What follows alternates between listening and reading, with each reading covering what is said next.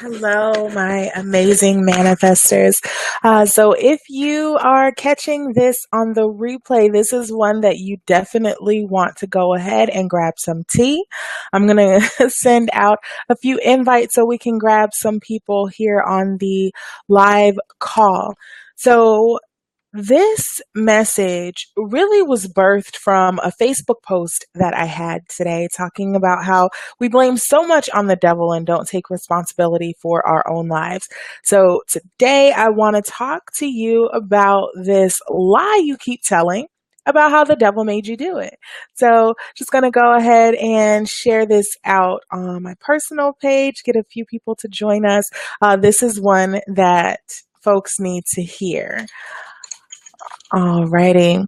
And again, if you're catching this on the replay, feel free to share this, grab your tea. This is going to be a good one, I promise. Tag a friend who needs this, please. So, we're talking about how the devil made you do it and other lies you tell. If you do not have the pleasure of knowing me, my name is Benir Pierre. I'm an intuitive life coach, manifestation mentor, and the secret weapon every boss needs. I teach leaders to apply the principles of abundance to create a fearless and intentional life. And I paused on the word create because that goes right in line with what I'm talking about today, how we act like we have no power in our life. And so I help people create the lifestyle they want. This is only for people who are ready to take charge and take power over their life, honestly. So of course, we have always heard this lie, the devil made me do it. What does that even mean? So, I want to really explore that today and get into how, first of all, it's bullshit. Second of all, you are the devil and you are creating what you're seeing in your life. And until we take responsibility for our life, we're going to continue to see the same thing. So, again, go ahead and share this one out, but I'm going to get started. So, my first thing that I want to address is that blaming things on God and the devil, it doesn't take away your responsibility in your own life. So, very often we say that we're waiting on God for change. And when something bad happens, it's the devil. When something amazing happens, we thank God and there's no responsibility. And then, of course, we throw in angels and demons and all of that. And I'm not saying that God is not real. I absolutely know that God is real in my life. I'm not saying that angels and demons and all of that entities of low vibration, they absolutely are real. But so often we're blaming things that are a result of our own laziness and lack of action on things that we can't see because it makes it easier. If something doesn't happen, then we say it just wasn't God's timing. Is that it? Or is it that you just didn't get off your ass and make it happen?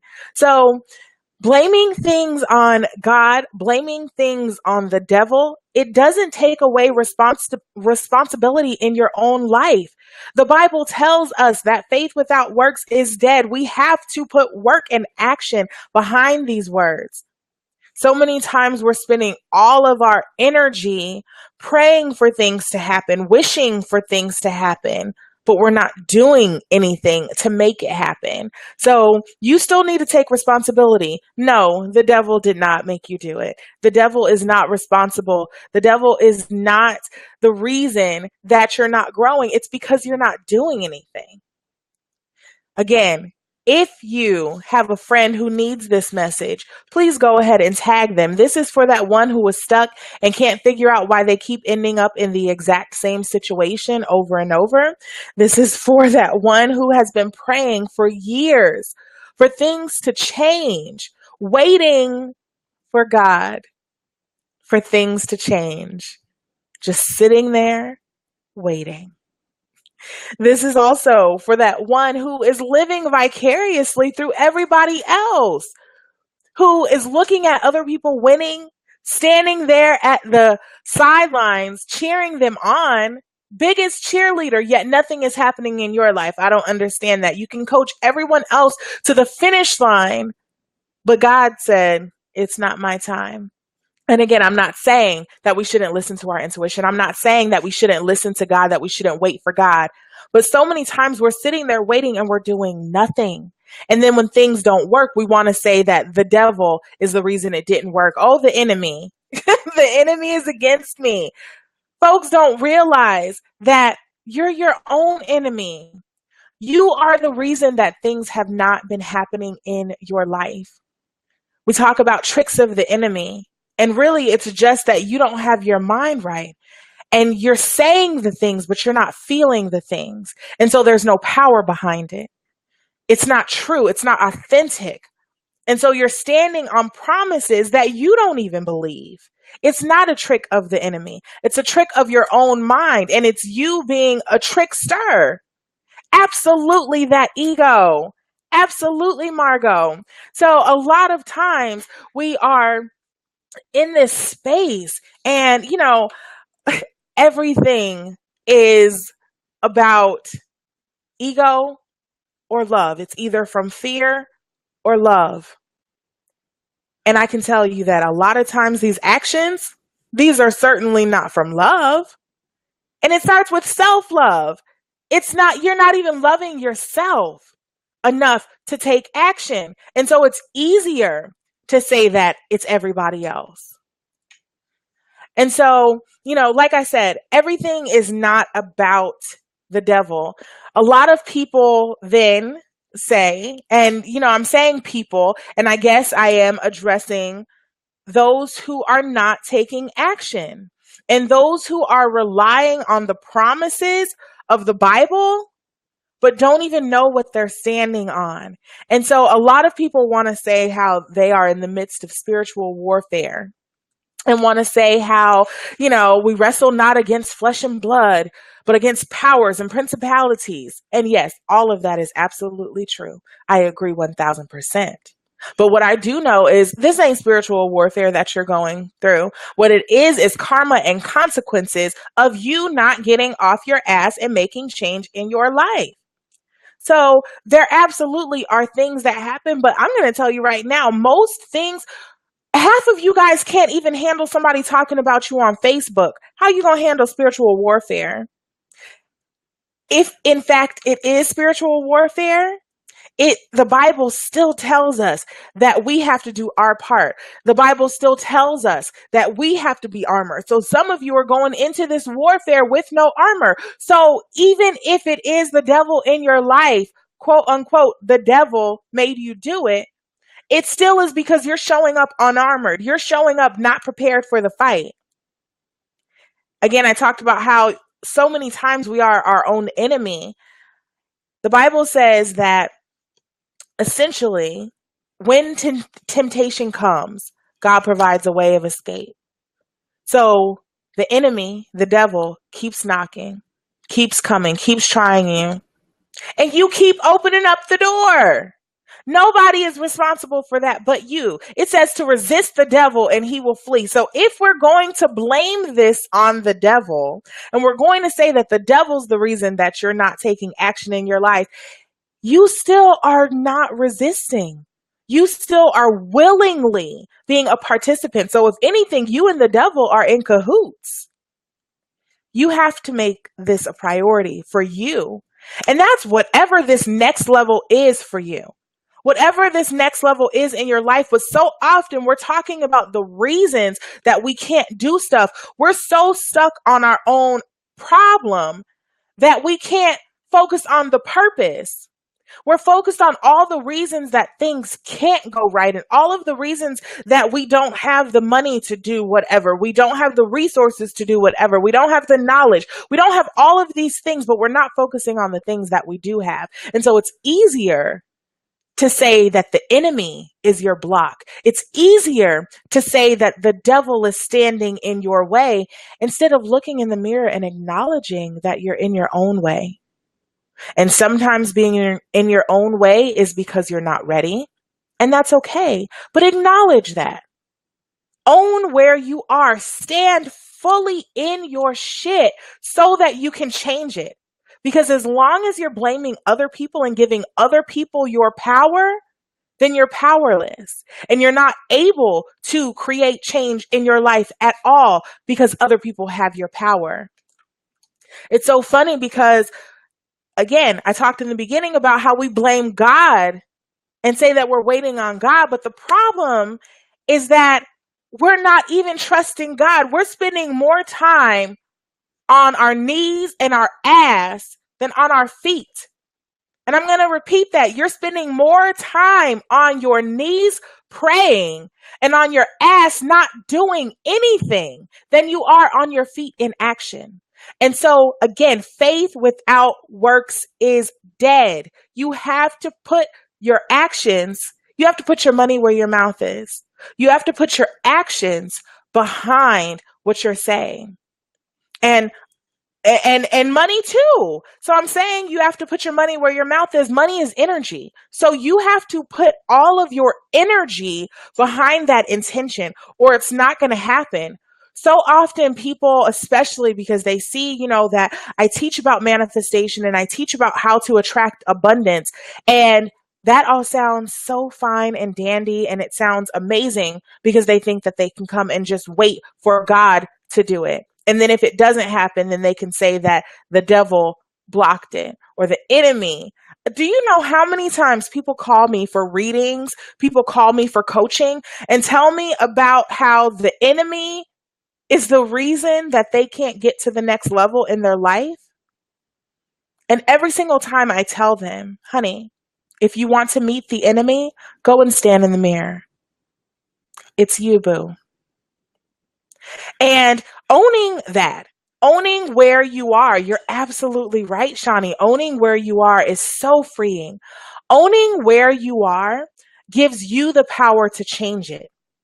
Because if it is the devil who is blocking you, if it is God who's not ready or who's not allowing you to take this next step in your life, you owning where you are allows you then to have the power to actually do something about it. But as long as it's someone else's fault, you can't do anything about it. As long as someone else is the reason that things aren't happening, you can't do anything about it. So owning where you are gives you the power, allows you to then decide what you want to do and how you want to live and how you want things to be. If you don't like what it is, change it. If you don't like the hand you've been dealt, change the game. You have that power, but not while you're giving it away.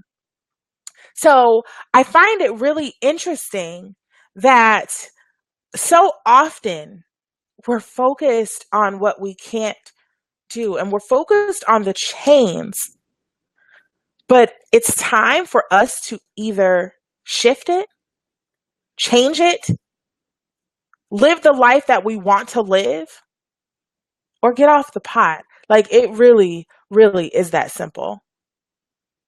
I do tarot cards, and I actually planned on having my cards with me. I didn't grab that. But of course, many of you know that I read tarot cards. And when people see the devil card, they instantly get scared and they're like, oh my goodness, this card, it's something horrible. But the thing that I find really interesting about the devil card, and I'm actually about to grab it now. But the thing that I find really interesting about the devil card is that the power really is in your hands. So give me just 1 second. I'm actually going to get the card because I want you guys to see that the power to change is in your hands. Just 1 second.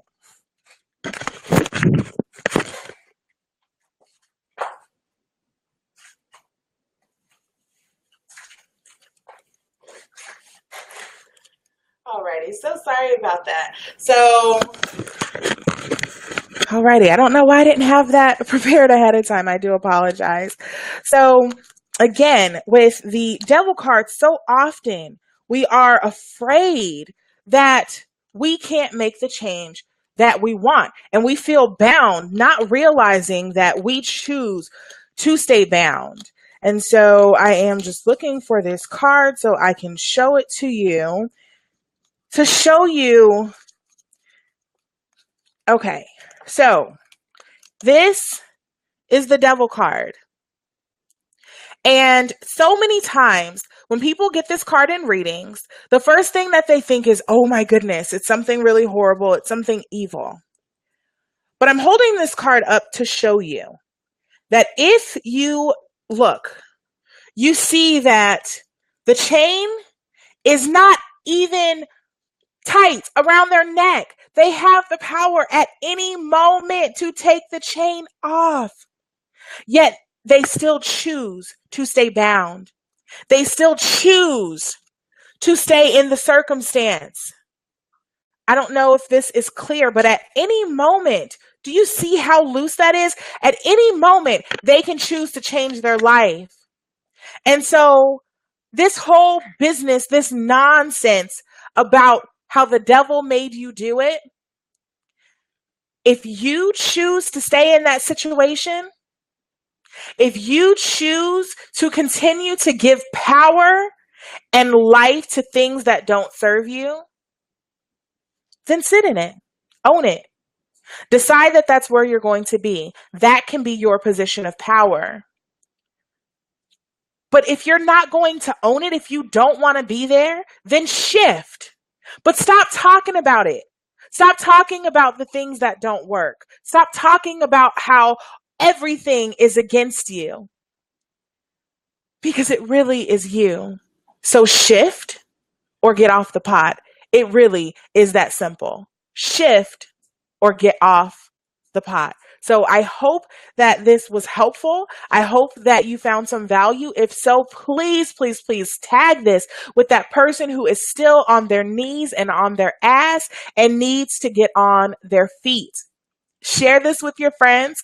And if you need to continue the learning and the training and you want to continue this journey with me, I actually just launched my membership room and I would love to have you as part of it. In the membership room, it's essentially a group training program. And so every 2 weeks, we have new trainings. We have group coaching calls, and it really is about helping you take that action to eradicate that inner enemy, which really is just you, so that you can step into your best life. So if you're interested, let me know in the comments and I will be happy to get the information to you. I hope you all have a most amazing Wednesday. Blessings to you.